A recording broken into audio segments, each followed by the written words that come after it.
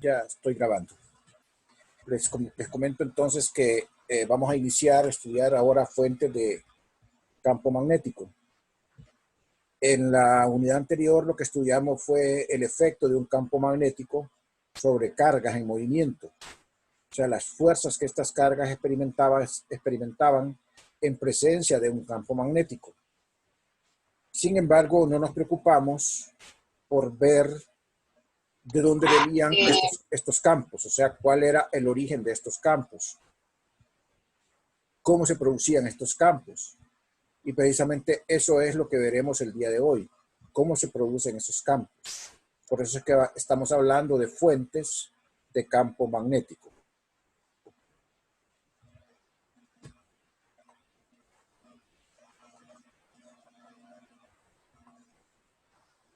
Entonces el contenido va alrededor de la ley de Biot-Savart, la fuerza magnética entre conductores y la ley de Ampère. Ese es el contenido de esta presentación. Sin embargo, voy a completar yo con otra presentación en la cual veremos dos temas adicionales, que es el campo magnético producido por un solenoide y la ley de Gauss para magnetismo. Esos serían los 5 temas que incluiríamos en este capítulo. Primero vamos a comenzar hablando entonces de la ley de Biot-Savart. La ley de Biot-Savart establece las características relacionadas con el campo magnético.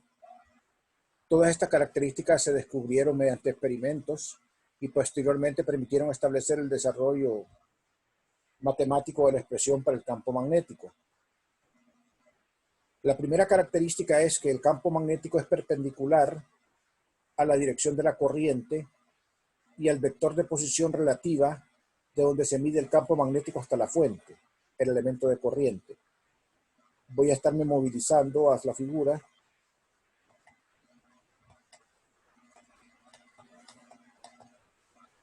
para indicar eso.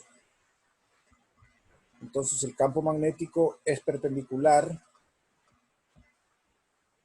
al vector R y al vector y a la corriente misma. El vector R es este, ¿verdad? Entonces nosotros tenemos que el campo magnético es perpendicular a la corriente misma y el vector relativo. Les voy a dibujar aquí mejor eso exactamente como es para que ustedes se orienten. Voy a usar el lapicito aquí, es un poco más fácil de manejar este lapicito del PDF. Aquí mismo. Entonces nosotros tenemos acá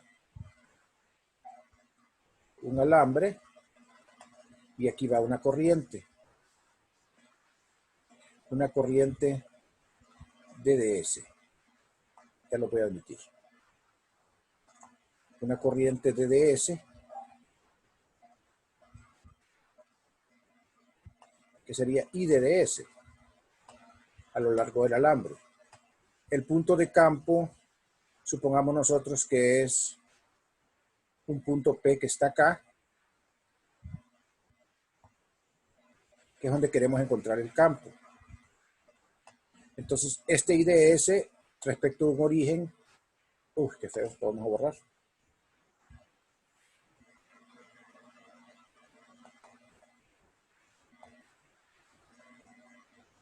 Este IDS respecto a un origen, al revés, me doy la flecha.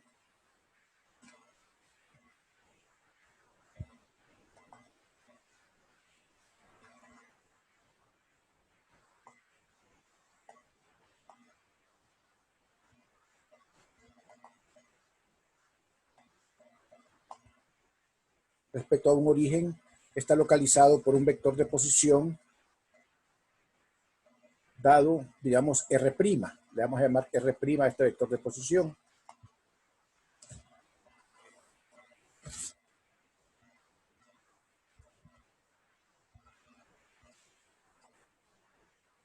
R' es este vector de posición que está acá.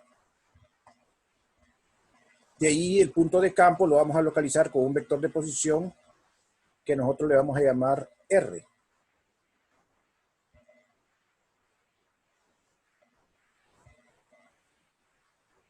En este caso, en vez de llamarle a este R, le voy a llamar a este R grande, para no confundir.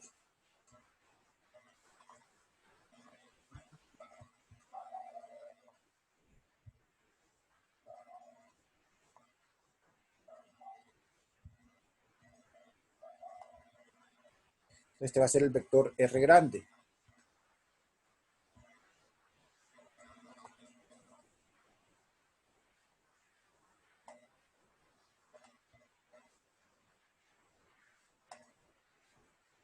Y entonces el que importa para determinar la ley de Biot-Savart es el vector este que va de acá, desde donde está la fuente al punto de campo.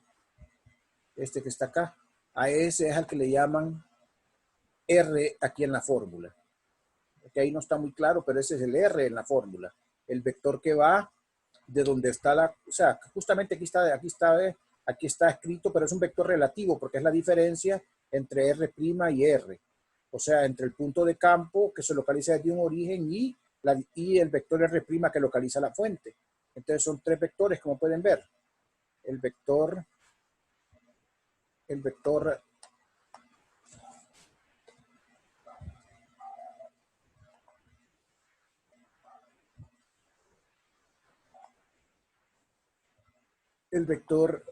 R, ¿verdad? El vector R grande que va del origen al punto de campo, el vector R' que va del origen al punto, a la fuente, que es el elemento de corriente, la corriente va por el alambre, y el vector R que es el vector relativo entre los dos, o sea, la diferencia entre R y R', y ese es el que va acá, que es este mismo que está marcando aquí en la figura. Entonces el campo magnético es perpendicular hacia a ambos, dice. Entonces pueden ver ustedes que es entonces en dirección hacia afuera, si estamos en el punto P, y en un punto P' aquí es hacia adentro. Si ustedes ven, siempre obedece una regla de que si ustedes dirigen el pulgar a lo largo de la corriente, el vector B apunta según los dedos, los dedos restantes de su mano. Entonces, si ustedes apuntan el pulgar a lo largo de la corriente, el campo magnético tiene la dirección en cada punto de donde se enrollan los dedos de la mano. Entonces aquí los dedos, si la corriente va para allá, aquí los dedos vienen saliendo y aquí los dedos van entrando en esta región de acá. Entonces, como dice la primera condición, es perpendicular al vector R relativo de la fuente al punto de campo y perpendicular a la corriente también. Entonces pueden ver aquí que lo único que lo caracteriza sería un vector que viene en esta dirección, ya sea entrando o saliendo, porque el vector R y el vector DDS, que es la dirección de la corriente, definen un plano. Entonces el campo magnético va a ser perpendicular al plano que definen el vector R y el vector IDS que está aquí. Eso se manifiesta exactamente mediante esta fórmula que está acá. Y esta fórmula entonces sintetiza todas las propiedades. Entonces este sería el elemento diferencial de campo magnético debido a un poquito de corriente IDS en el alambre. Y si queremos el campo total, integramos. Esta fórmula que está acá sintetiza todas las propiedades que se enuncian aquí de palabritas, que son que el campo magnético es perpendicular a la dirección de la corriente y el vector de posición relativa de donde se mide el campo magnético hasta la fuente. La magnitud del campo magnético es inversamente proporcional a la distancia R al cuadrado que separa el punto donde se mide el campo al elemento de corriente que lo causa. Efecto, miren, R es la distancia del elemento que lo causa al punto de campo y entonces el campo es proporcional a R cuadrado, inversamente proporcional a 1 sobre R cuadrado.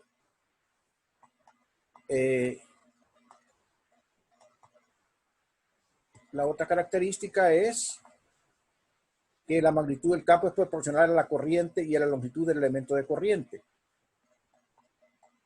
Entonces, eso se ve a través de este producto acá, DDS cruce, DDS y R. Y además el campo magnético es proporcional al seno del ángulo entre los vectores de posición relativa, o sea, el vector R que está acá, que está visto aquí, el vector R, ¿verdad? Que está visto acá, este es R unitario, ¿verdad? Que sería un vector en esta dirección, en esta figura aquí roja. Y digamos, entonces el ángulo que forman el DS y el R. Entonces, en este caso, el vector, la fórmula que mejor se acondiciona a todas esas propiedades es este producto cruz que está acá. Entonces, el campo magnético es mu sub 0 sobre 4pi IDS cruz R entre R cuadrado. Este es el campo magnético de un elemento diferencial producido por un IDS. Producido por un IDS. Si yo tengo un alambre, entonces yo integro sobre todo el alambre esa expresión para obtener el campo magnético total.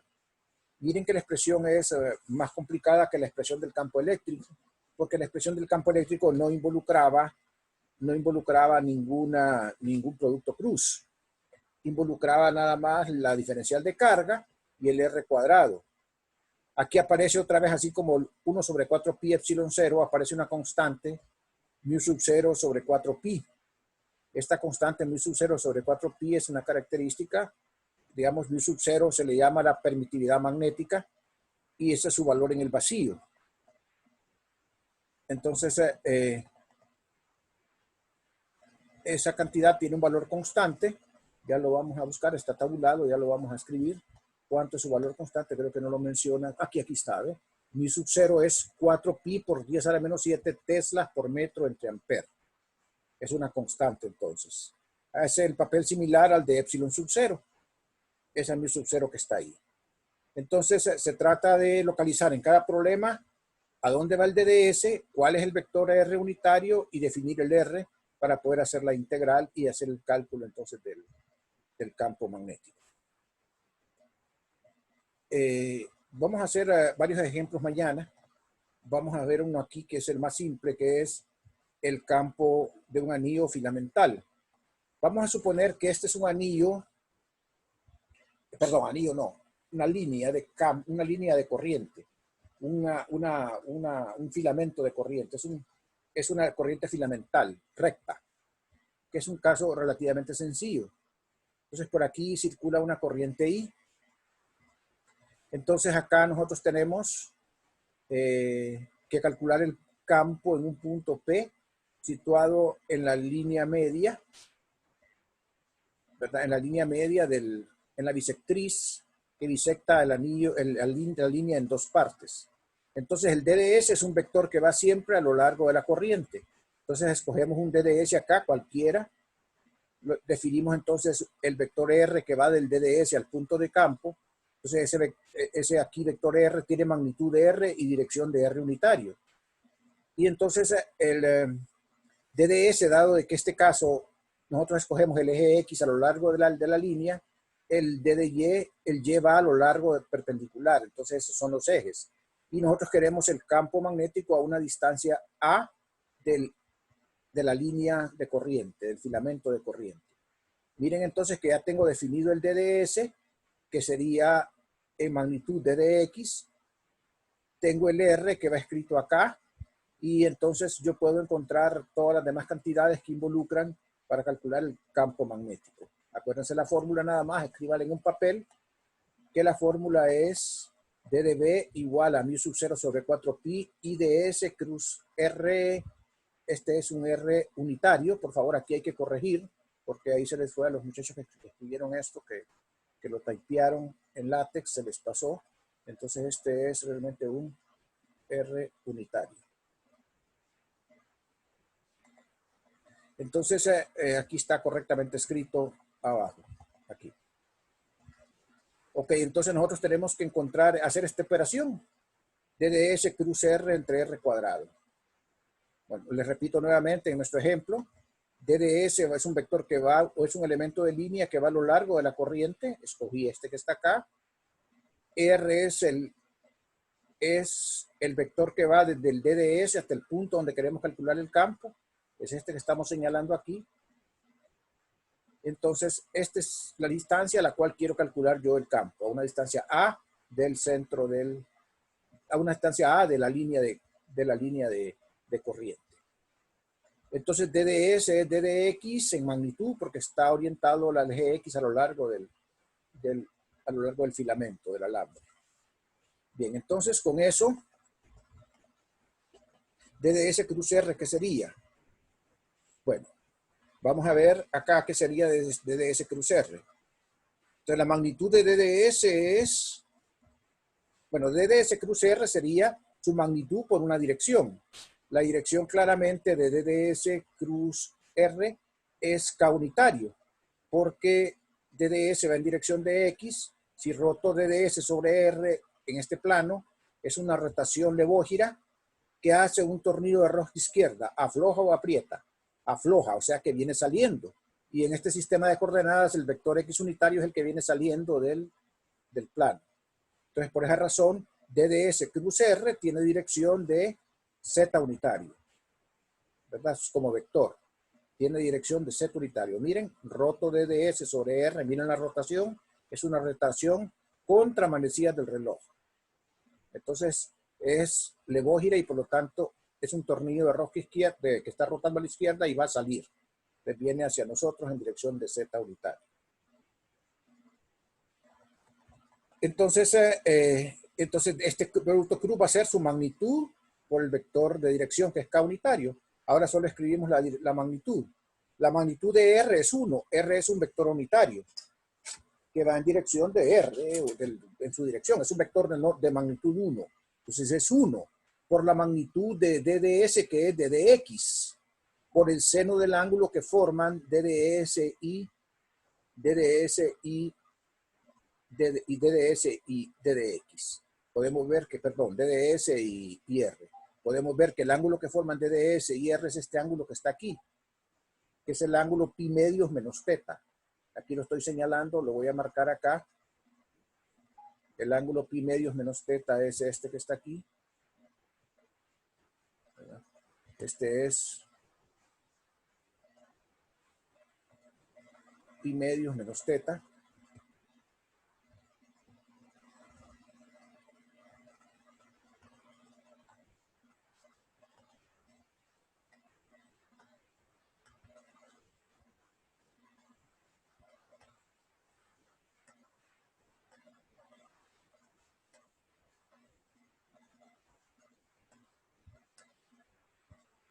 Porque teta y ese ángulo están en triángulo rectángulo, y entonces ese ángulo es exactamente pi medios menos teta. Ok, entonces acá es el seno por definición del producto cruz, y el seno de pi medios menos teta nosotros sabemos que es el coseno de teta. Entonces esto sería el DDS cruz R. Entonces miren que ya tienen ustedes prácticamente escrita esta parte, el numerador de la expresión que van a integrar, o si quieren de la expresión esta que está acá, que les da el DDB. Tienen escrito el numerador. Entonces, ahora nosotros pasamos acá entonces a escribir la expresión total de DDB, que va a ser DDB por K unitario. Sabemos que DDB va en dirección de K unitario porque ya vimos que es la dirección esta de DDS cruz R, y entonces es mu sub 0 i entre 4 pi coseno teta de x entre r cuadrado. Solamente sustituí en la expresión para DDB lo que era DDS cruz R, que es coseno teta de dx, copié el mu sub 0 sobre 4 pi y copié el r cuadrado. Ahora entonces vamos a escribir ese r cuadrado de manera explícita. Nosotros tenemos que r es a entre coseno teta y x es menos a tangente de teta. Solo vamos al triangulito para verificarlo. X es a, X es el seno de teta, sabemos entonces que es x entre r, y la tangente de teta es a entre x.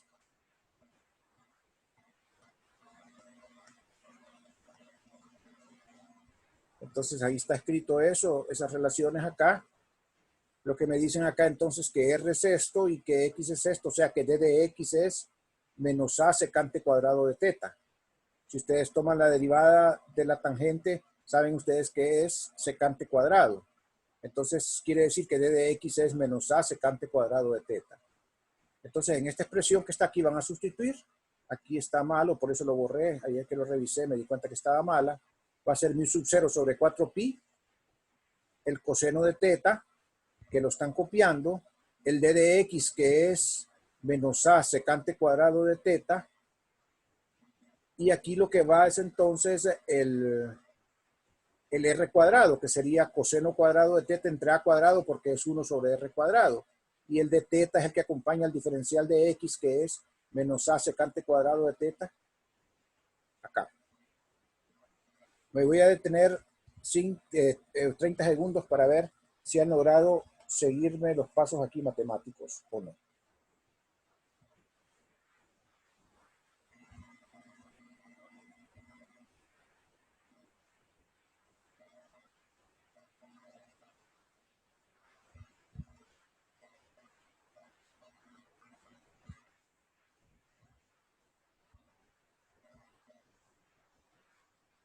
Bueno, entonces el producto coseno cuadrado por secante cuadrado es 1, ¿verdad?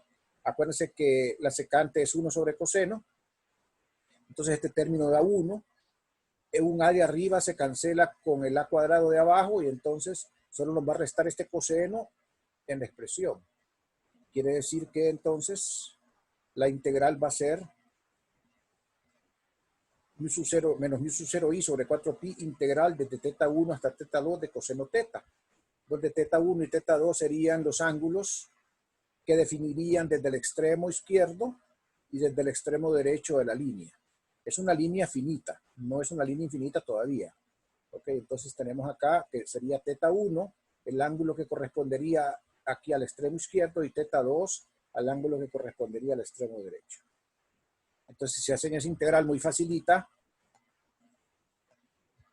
el valor de esa integral es el seno, y como va evaluado entonces es el seno, y entonces va evaluado entre teta 2 y teta 1, y el signo menos cambia aquí los límites, entonces sería seno teta 1 menos seno teta 2. Ese sería entonces el valor de la magnitud del campo magnético. ¿Cuál es su dirección? Pues la dirección es en la dirección de z unitario, o sea, en este caso z unitario. Si tomamos que el plano de R y de la corriente del IDS es el plano de la computadora, del papel, si ustedes están viéndolo para abajo, entonces el vector de campo viene hacia nosotros, dada la figura que tenemos allá. Ese sería el campo magnético de cualquier línea filamental de corriente. Y es una de las aplicaciones más simples de la ley de Biot-Savart. Es una de las aplicaciones más simples. Ya vamos a ver que así como en el caso eléctrico teníamos algo como la ley de Gauss, vamos a ver que tenemos una ley acá en el magnetismo que se llama la ley de Ampère, que para situaciones de alta simetría nos va a permitir hacer cálculos bastante simples, bastante sencillos, de cosas que podrían ser muy largas si las hacemos por la ley de Biot-Savart. Vamos a ver un caso diferente, un caso como extremo de este que está acá, que sería tomar los límites en el cual el alambre es muy largo, ¿verdad? Si el alambre es muy largo, entonces los ángulos, si el alambre es muy largo, vamos a ver otra vez en la figura, si el alambre es muy largo, el ángulo teta 1 se abre para acá y sería menos pi medios, ¿verdad? Si el alambre es muy, muy, muy largo, lo van a extender ustedes tanto que prácticamente esto va a quedar en menos pi medios, el ángulo. Y si el alambre este es muy largo, prácticamente va a quedar un ángulo tan grande, tan grande, tan grande, tan grande, tan grande, que casi va a ser más pi medios. Este sería casi menos pi medios, porque el alambre es muy largo. Entonces, en ese límite, tendríamos nosotros que el seno de ¿verdad? Que el seno de pi medios es, el seno de pi medios es 1 y el seno de menos pi medios es menos el seno de pi medios, que es 1, entonces daría 1 más 1 da 2, este 2 cancelaría el 4 y quedaría B igual a mu sub 0 I sobre 2 pi A, que es el campo magnético para una distribución, para una línea infinitamente larga de corriente a una distancia A de la línea. Ese cálculo se va a poder hacer fácilmente por la ley de Ampère, directamente sin hacer mucho cálculo, para una línea larga. Para una línea corta como esta, había que hacer todo este cálculo de acá. Voy a dejar ahorita el tiempo que resta por si quieren comentar, porque ya me pidió el tiempo el Zoom. Entonces voy a esperar acá. De lo contrario, entonces vamos a parar 5 minutos para seguir con la clase.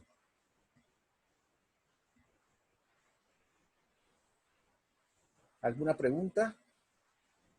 Esto hay que irlo a leer, ¿verdad? Ya está en el portal esta presentación, junto con la otra que tengo acá para que la lean. Hay que leer el libro, ahí está esto en el libro bien clarito, bonitos dibujos y todo. Hay que leerlo para poderlo asimilar, ¿verdad? Despacito. Yo trato de dárselo lo más despacio que puedo, pero siempre hay que volverlo a leer para entenderlo, ¿verdad? Esta cosa es difícil que uno las permee de una sola vez, ¿verdad? Normalmente las oye, las escucha la primera vez, entiende más o menos, luego va, lee, mejora su comprensión, tiene dudas, pregunta, luego practica y ahí se van afinando las cosas.